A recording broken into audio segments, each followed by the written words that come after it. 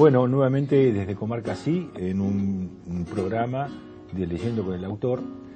Hoy tengo en mis manos un libro recientemente editado, presentado en el mes de octubre, que se llama Poder Judicial y Dictadura, el caso de la morgue. La autora es María José Sarabaidús Oliveira, una doctora en antropología argentina que viene realizando una tarea académica muy importante que se consolida finalmente en su publicación de la tesis doctoral en este libro. Gracias por estar con nosotros, María José. No, muchas gracias por haberme invitado. María José es una antropóloga jurídica. María José, explícanos desde la antropología tu interés en este tema y la consolidación de tu investigación en esta tesis doctoral. ¿El por qué? Bien. A ver, yo empecé a trabajar hace muchos años. En realidad yo formo parte del equipo de antropología política y jurídica de la Universidad de Buenos Aires. Hace muchos años que trabajo sobre poder judicial, esa es mi línea dentro del equipo. Y en realidad mi tesis de licenciatura versó sobre el Poder Judicial, pero en ese momento sobre lo que fue la implementación de los tribunales orales, o sea, la creación de los tribunales orales en la justicia nacional. Después también tuve una beca en iniciación y bueno, trabajé sobre la creación de la justicia contravencional, pero digo, siempre en el campo de la justicia. Y lo que yo siempre cuento es que trabajando sobre distintos problemas dentro de la justicia, y haciendo entrevistas sobre distintas cuestiones a funcionarios judiciales, a magistrados, yo veía que había una suerte de lamento permanente en la justicia, ¿no? Pensemos, sobre todo, que yo estaba haciendo mi trabajo de campo en la década del 90. ¿Vos sos egresada? ¿En qué año? Yo egresé en el año 98. Mira, o sea, mi tesis de licenciatura es del 98, empecé a trabajar en el 94, por ahí aproximadamente. Y bueno, y esta suerte de lamento era una queja a la cual los miembros del Poder Judicial decían que, bueno, que la justicia ya no es lo que era, que ahora estaba llena de advenedizos, o pensemos que en ese momento estamos en pleno menemismo, exacto, y con la creación de los tribunales orales se nombró mucha gente dentro de la justicia, ¿no? Y entonces la queja era que estaba llena de gente que venía de afuera. Y entonces yo empecé y es más, la lógica era que eran todos adictos al menemismo. Cuando yo empiezo a ver que las figuras que sí eran reconocidas, ¿no?, como gente que pertenecía al riñón de la justicia, era gente que había ingresado o que había crecido profesionalmente dentro del aparato de justicia durante la dictadura, empiezo a preguntar sobre esto. A decir, bueno, pero esto no les hace ruido, no aparece como un problema. Y en general decían, bueno, pero en realidad la magistratura era otra cosa, fulanito es alguien que entró entró como meritorio e hizo toda la carrera judicial, la formación es distinta. Y realmente a mí me llamó la atención esto de decir, bueno, ¿cómo por lo menos no es digno de sanción, al menos? Y creo que a partir de ahí es donde yo... Ahora, estos relatos, estos discursos, estas respuestas que obtenías en esas primeras interrogatorios tuyos o interrogantes que te planteabas, no te eran del todo exóticos, porque vos sos un integrante de la familia judicial. Yo conozco a la familia judicial desde adentro, sí, claro. O sea, en realidad, bueno, mi madre fue juez de menores, la nombraron juez de menores en el 73, fue la primer juez de menores, el primer juez en la justicia penal nombrada, y la echaron en el 76, ¿no? Bueno, mi papá también fue ministro de la Corte de la Provincia de Buenos Aires, un tiempito en el 70 y pico también, y lo echan en el 76. Mi papá vuelve a la justicia después como miembro de un tribunal oral, justamente, en la década del 90. Y bueno, aparte tengo mis hermanos que trabajan en la justicia, mi tía que es asistente social pero trabajaba en un juzgado de menores. Yo no pertenezco a la justicia, pero trabajo en el Ministerio de Justicia también. O sea, pertenezco al Ejecutivo en ese caso. Yo quisiera destacar, digamos, a la comunidad que nos ve, que este libro es de un alto nivel académico. Y como tal, sos muy rigurosa en esto, haces una aclaración específica en torno a tu situación de relaciones familiares con el Poder Judicial y tu misión y función de antropóloga para analizar con el grado de necesaria objetividad, si se puede llamar así, la existencia de un otro, cuando en realidad poco exóticas había de lo que encontrabas para vos, era bastante cotidiano esto que lo conocías, ¿no? Pero haces una muy buena aclaración y que me imagino ha sido un esfuerzo para vos esto, ¿no? Sí, para mí realmente era una obligación hacer esta aclaración, y creo que a mí en un punto me llevó como un doble movimiento, ¿no? O sea, porque esta tarea, yo creo que para alguien que se acerca al Poder Judicial y que no lo conoce, realmente es un mundo bastante exótico. Más allá de que uno esté familiarizado con los términos, con la idea de justicia, con la figura del juez, pero digamos, transitar los pasillos de tribunales es una situación bastante exótica, que para mí en realidad en un punto no lo era, ¿no? Porque yo desde chiquita hacía tribunales con mi mamá. Claro. Pero, y en ese sentido a mí también me obligó a hacer este esfuerzo de extrañamiento que yo creo que todos los antropólogos hacemos a la hora de hacer nuestro trabajo de campo en sociedades modernas, digo, por adentrarnos en ciertas discusiones de la antropología. Y bueno, en parte tuve que generar ese doble movimiento, ¿no? Pero por otro lado, tus vínculos familiares, tus relaciones también te facilitaron el trabajo. Completamente, digo, me lo facilitaron y también, digamos, se me abrieron muchas puertas y se me cerraron otras. Exacto. Y esto tiene que ver también con entender que uno forma parte de una red de relaciones, ¿no? Y que entonces en este sentido uno puede acceder a ciertos espacios que para otros serían más difíciles, probablemente, pero también es cierto que como uno pertenece a una red de relaciones y a uno lo identifican en esos grupos, bueno, también puede haber actores que no accedan, por ejemplo, a tener una entrevista conmigo. Entonces, esto también para mí apareció como un problema. Bien, entonces el objeto de estudio es el Poder Judicial, entendido o visualizado como una burocracia, pero además el subtítulo dice el caso de la morgue. Exacto. ¿Qué pasa? A ver, cuando yo decido o planteo este problema, decir, bueno, en realidad lo que a mí me interesa es saber qué pasó con el Poder Judicial durante la última dictadura, ¿no? Pensando en estas preguntas o en estas quejas de los funcionarios judiciales, digo, bueno, ¿qué es lo que pasó con el Poder Judicial en ese momento? Digo, ahora, yo como antropóloga, ¿cómo accedo o cómo reconstruyo esas prácticas y esos procedimientos del Poder Judicial en ese momento histórico específico? Y la forma, digamos, que a mí me pareció más adecuada es a través de un procedimiento típico dentro de la justicia, que es la tramitación de expedientes judiciales. Al principio había distintas causas, distintos expedientes posibles, pero me topo con el de la morgue judicial. Y para mí, realmente, la causa de la morgue es un caso interesante por todos los costados, ¿no? Yo, en un momento en el libro, digo que la causa de la morgue tiene dos caras a ser analizadas, ¿no? Porque, por un lado, es un caso excepcional. Para explicar muy brevemente qué es lo que se denuncia en la causa de lo que se conoce como la causa de la morgue. La causa de la morgue es una causa que inicia el Centro de Estudios Legales y Sociales, organismo de derechos humanos, lo inicia en el año 82, noviembre de 1982, y lo que se denuncia es que por la morgue judicial, en el periodo 76-80, habían pasado cadáveres de detenidos desaparecidos, se habían realizado autopsias y se habían confeccionado partidas de defunción sin la intervención de un juez competente, sino que a pedido de fuerzas militares. Bien. Esa es la denuncia base.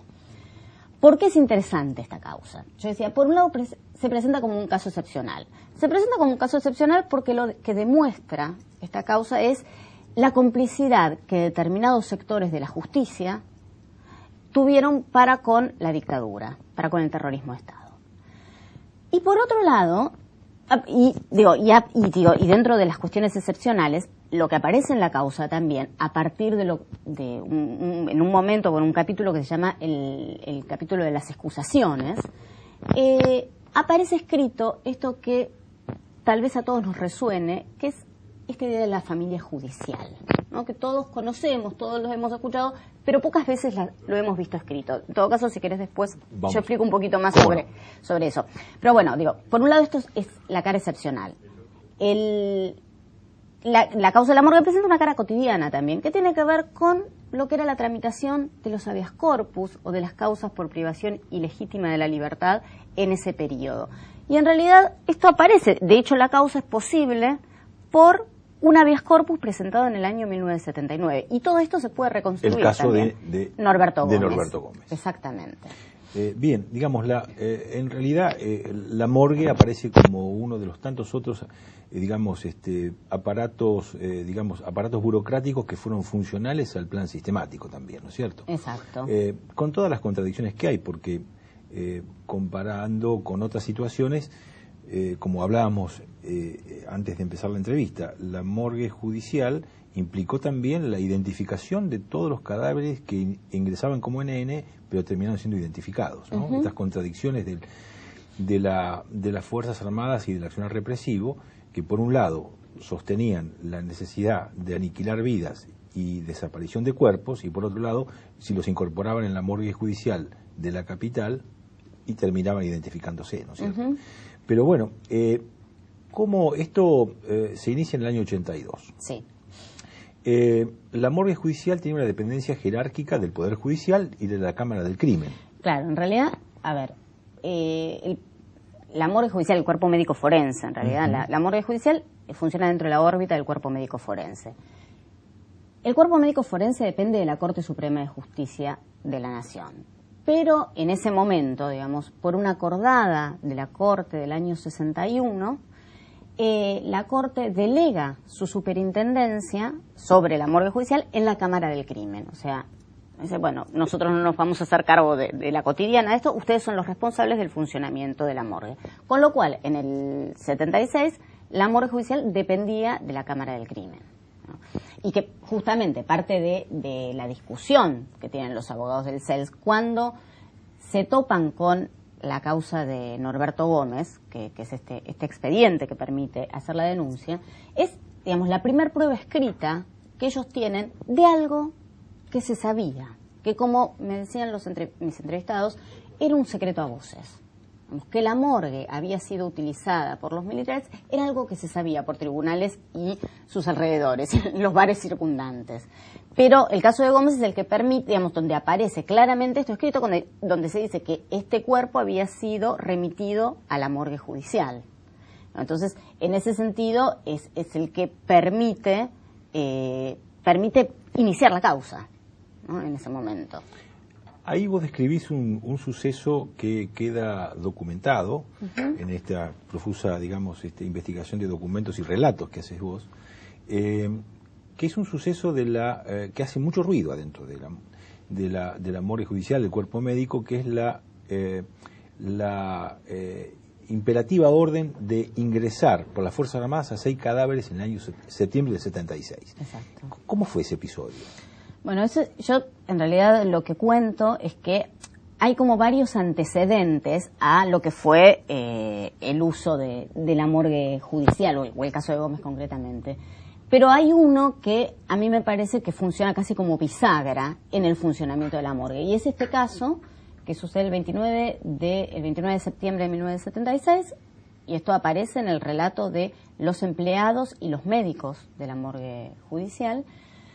Sé que alrededor de las 8 de la noche se presenta un Ford Falcon y una ambulancia en la morgue sin identificación, aparecen uniformados, para dejar en la morgue judicial 6 cadáveres para depósito, lo cual es una aberración. Digo, a ver, yo siempre les explico a mis alumnos, digo, si uno se encuentra un cadáver en la calle, no es que lo pueda agarrar, subirlo al auto y ir a la morgue judicial y decir, se los dejo, fíjense qué hacen. No, para que un cadáver ingrese en la morgue judicial tiene que haber un expediente que esté llevado adelante por un juez, ¿no? Y un juez que sea competente en esa materia. Entonces, acá aparecen fuerzas del ejército y quieren dejar estos cadáveres para depósito sin ningún tipo de papel ni documentación. En una situación de extrema violencia. Finalmente, digamos, el médico de guardia, el médico obductor que estaba de guardia, consigue que al otro día le lleven un papel remitido por el director del Hospital Central Militar, donde explica... ¿por qué la remisión de los exactamente, por qué y para qué. Claro. Vamos a hacer una pequeña interrupción. Es interesante este episodio, cómo genera una bisagra en las respuestas posteriores de todo el aparato, digamos, del cuerpo médico forense y la morgue judicial ante los requerimientos militares. Hacemos una interrupción. Bárbaro.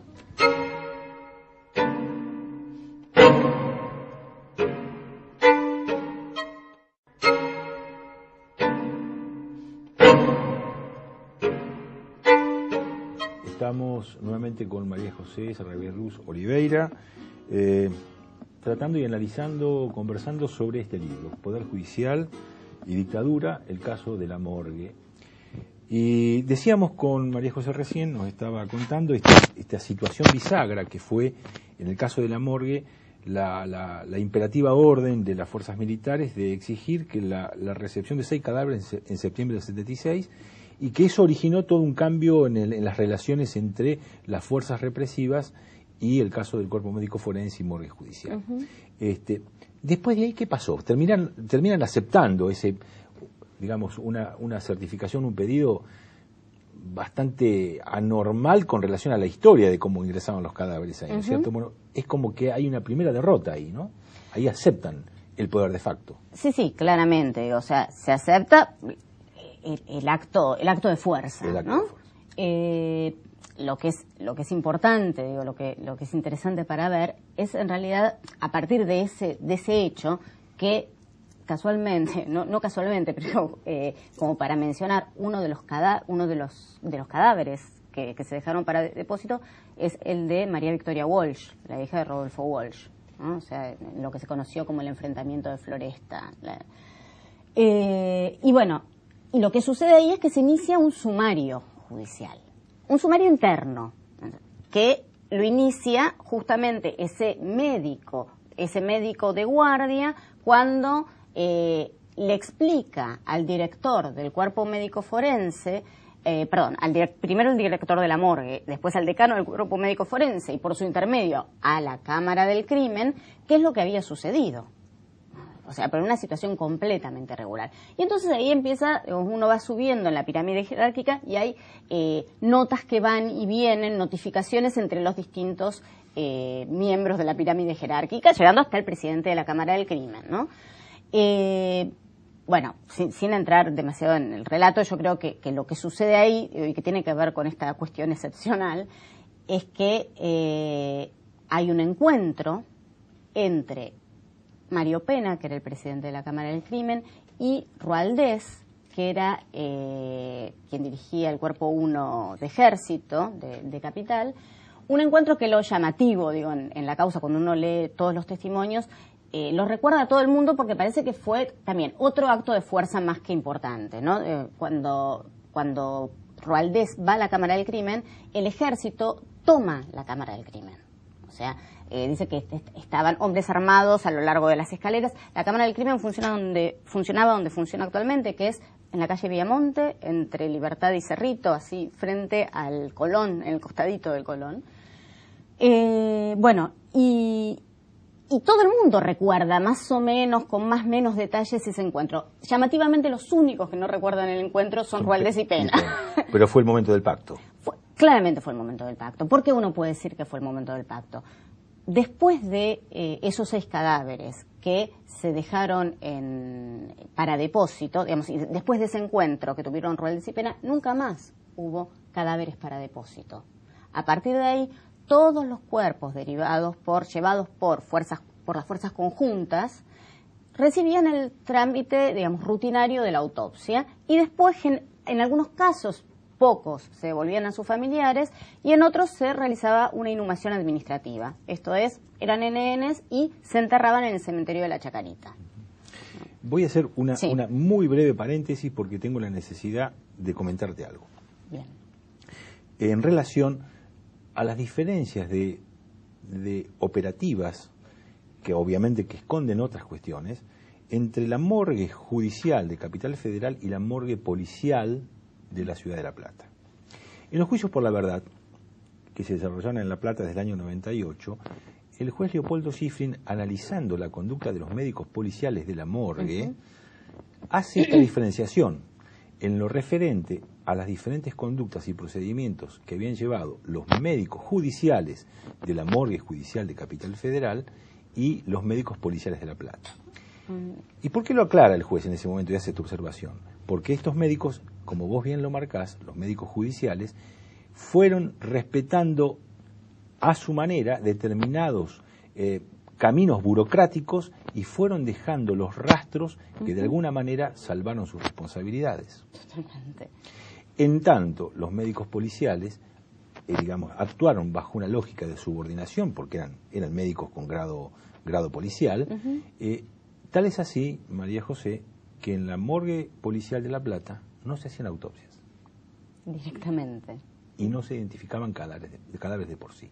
Las identificaciones se realizaban por la presión de las víctimas, de sus familiares, que lograban a duras penas lograr la identificación de los cadáveres. Y es así como en el cementerio de La Plata se supone que hay que se efectuaron cerca de 400 enterramientos de NN, todos que pasaron por la morgue policial de la Ciudad de La Plata.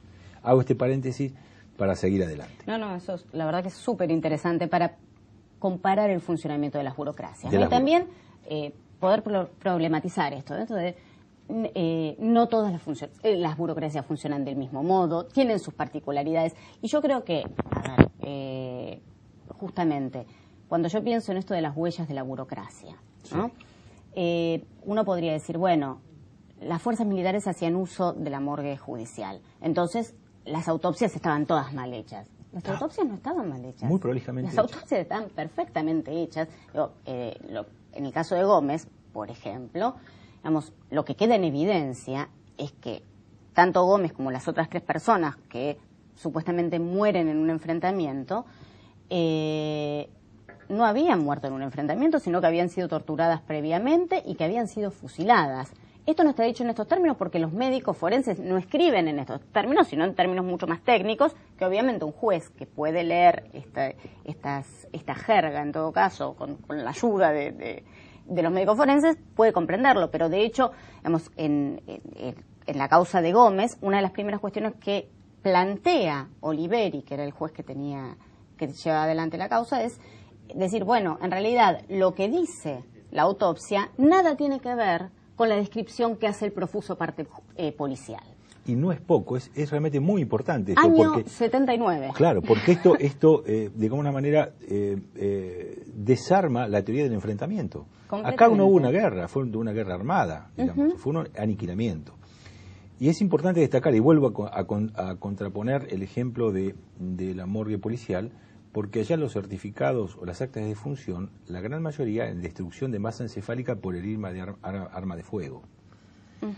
Y en realidad los testimonios y relatos que hay eran personas que habían estado detenidos, desaparecidos, torturados y luego ejecutados y tirados en la vía pública con balazos de Itaca destruyéndole la cabeza. Mientras que los médicos del Poder Judicial acá, de alguna manera, ponen en evidencia que estos enfrentamientos no existieron. Fueron personas detenidas, torturadas, vejadas y luego muertas. Por eso, en ese punto, y es más, yo creo que esto también fue una discusión que tuvo el CELS en su momento, porque el punto era, bueno, vamos contra los médicos. O sea, y en realidad ellos apuntaron a más. No, vamos contra la Cámara del Crimen, que son los que tienen responsabilidad directa sobre el accionar de los médicos. No porque los médicos fuesen héroes, yo no estoy planteando esto, ni mucho menos, y muchos estarían de acuerdo inclusive con la dictadura, pero en esto de decir, bueno, en la cadena jerárquica vamos contra la Cámara del Crimen, esto es lo que a nosotros nos interesa, porque además, dicen, los médicos se curaron en salud, o sea, ellos cumplieron y además van dejando las huellas. Hay una cuestión que es muy interesante, entre las marcas que quedan, por ejemplo. Uno de los relatos, digamos, dentro de las testimoniales, de las declaraciones testimoniales de uno de los médicos, es que el director de la morgue judicial, que estaba en el año 77, había tenido varias entrevistas con el presidente de la Cámara del Crimen y con el presidente de la Corte Suprema, solicitándole aumente el número de médicos debido a la cantidad de trabajo que tenían, del aumento en el trabajo por los cuerpos que estaban ingresando a pedido de las fuerzas militares. Y cuando relatan esto, no es que aparece como una denuncia, están entrando cada vez. Tenemos mucho trabajo. Tenemos mucho, casi una demanda sindical. Sí, sí, sí. ¿No? Una demanda de carácter gremial. Lo que es, en este punto, yo siempre porque a partir del 55 nos habían disminuido la planta médica. Exactamente, quejando, claro. remitiéndose a esa queja histórica. Yo en esto siempre establezco un parangón con lo que fue la carta de los sepultureros del cementerio de San Vicente en Córdoba, la carta que le escriben a Videla, en la que ellos justamente lo que dicen, hablan sobre las malas condiciones de trabajo que estaban teniendo a raíz de que ingresaban cuerpos de subversivos, planteado en estos términos, en estado de descomposición, que tampoco hay una denuncia de están entrando cadáveres de detenidos desaparecidos, sino esto de decir, bueno, estamos trabajando mal o nos mejoran las condiciones de trabajo, nos aumentan el sueldo. Bueno, la causa, la carta de Videla aparece en Nunca Más, pero son estas cosas. Y que esto tiene que ver con otra cuestión, ¿no? Que a mí una discusión para instalar. Pensando en esto de las huellas de la burocracia, ¿no? Que yo creo que gran preocupación han tenido los organismos y la sociedad en general, uno podría pensar acerca de qué pruebas quedaron de lo que fue el terrorismo de Estado, ¿no? Y que muchas veces se están buscando los listados y pensando si los listados existen, si existen y los destruyeron, si existen y no se encuentran, si no existen.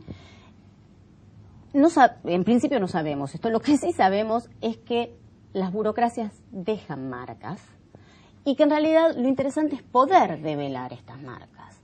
Que las marcas pueden estar, si no están los actores necesarios, que tengan la imaginación y la inteligencia suficiente como para poder develarlas, tampoco, no aparecen por sí mismas. Yo creo que esto fue parte de la virtud de los abogados del CELS, ¿no? Es decir, bueno, esto está. Cuando se inicia la causa de la morgue decían, bueno, en realidad algunos abogados planteaban, dicen no quedaron las autopsias porque se las mandaron a fuerzas militares, a las fuerzas conjuntas, y algunos abogados del CELS que habían formado parte del Poder Judicial, lo que planteaban es las pruebas están porque las copias están porque están los libros copiadores. Vamos a aclarar, los libros copiadores eran los libros que copiaban los registros de las autopsias. Exactamente. Vuelvo nuevamente, me siento obligado a hacer la comparación. Bien. En la morgue policial de La Plata hay una denuncia penal de desaparición de los libros de la morgue. Eso es... Al revés, que los médicos de la morgue judicial guardaron las copias, en la morgue policial de La Plata los quemaron. Las destruyeron, claro. Seguimos. Sí, perdón. No, el libro es muy interesante porque tiene muchas cosas realmente de muchísimo valor, conceptual además. Al final uno empieza a leer este libro y dice, bueno, pero ¿cómo termina esto? Porque ¿qué pasó? ¿Se enjuició? ¿Hubo procesados? ¿Se declararon culpabilidades? Contanos cómo termina esto. Brevemente, después de muchas idas y vueltas, en realidad el único que es procesado penalmente es Mario Pena, que era el presidente de la Cámara del Crimen.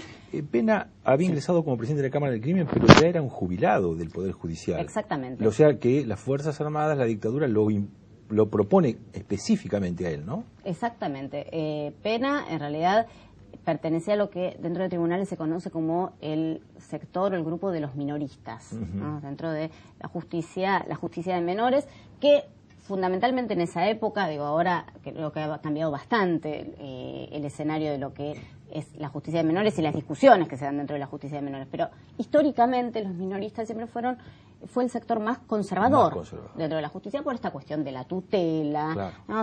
Esto no quiere decir que no hubiese quienes discutiesen esta idea, pero como sector, como grupo, siempre fue el sector más conservador. Bueno, Pena pertenecía al sector de los minoristas. Y bueno, y él fue finalmente procesado y condenado. Él se va del Poder Judicial en el 73, vemos cuando asume el gobierno de Cámpora, él se retira, se jubila, vuelve a se recluye en su estudio jurídico, vuelve en el 76 como presidente de la Cámara del Crimen. En el momento que se inicia la causa de la morgue, en el año 82, él ya no formaba parte del Poder Judicial, él había estado como interventor en la Facultad de Psicología y sospechosamente desaparecieron muchísimos alumnos durante su intervención. Pero bueno, aparte de la figura de Pena, es una figura más que controversial porque un profesor de la facultad, muy reconocido, muy querido por sus alumnos también, pero bueno, con sus claros alineamientos, ¿no? Bueno, como él estaba fuera justamente del Poder Judicial, es que se lo puede procesar en ese momento. Y parte de la discusión que entabla los querellantes, el CELS y los familiares como querellantes, y el Poder Judicial, en todo caso, aunque los abogados de Pena, es acerca de la calificación que iba a tener, cuál era el delito que se estaba poniendo en cuestión. Entonces, el CELS lo que estaba planteando era la complicidad en el homicidio de una cantidad de personas, ¿no? Digamos, complicidad en las desapariciones. Y lo que se plantea desde el Poder Judicial es violación de los deberes de funcionario público. Claro. Con esa figura, en realidad, en el año 87, creo que es, sí, 87, la causa prescribe. Acá hay una cuestión interesante también con la prescripción. O sea, la causa termina con un sobreseimiento por prescripción. O sea, no se puede, digamos, se termina la causa ahí porque pasó el tiempo necesario. Que obviamente si hubiese sido homicidio no hubiese prescripto. Pero hay una discusión también entre el juez, que ya no era Oliveri en ese momento, sino el que había sido su secretario, entre Oliveri y los abogados de Pena, que en su momento ellos lo que plantean era, bueno, que ellos no iban a pedir el sobreseimiento, ¿no? Como que no iban a pedir la prescripción. Claro. Entonces, finalmente la piden, digamos, como oficiando de abogados, la piden pero piden el sobreseimiento, no por el sobreseimiento y la devolución del buen nombre y honor. Digamos, sobreseimiento porque esa persona era inocente. Y lo que dice el juez es, en realidad, la causa se sobresee porque prescribió. Pero el buen nombre y honor de Pena se queda en esta causa. Queda en este expediente. No, que en ese punto, digo, en esta lógica de los prestigios y bueno, y de las cuestiones de honor que entran, digo, no es menor. No es menor. No es menor.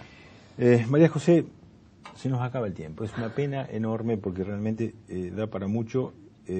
Para muchos que lean este libro es una gran enseñanza en muchas cosas. Primero, cómo lo académico se puede vincular con la vida real, con un grado de descripción realmente muy interesante, muy importante, porque esta serie está dedicada a investigadores, estudiosos de lo jurídico, pero vamos a hacerla popular ahí. Vamos a ponerlo en el plano popular. Es la idea. En ese sentido, te agradecemos mucho que hayas venido y te felicitamos por esta obra. Muchísimas gracias por haberme invitado y bueno, y para mí siempre es un placer hablar de mi investigación. Bueno, gracias.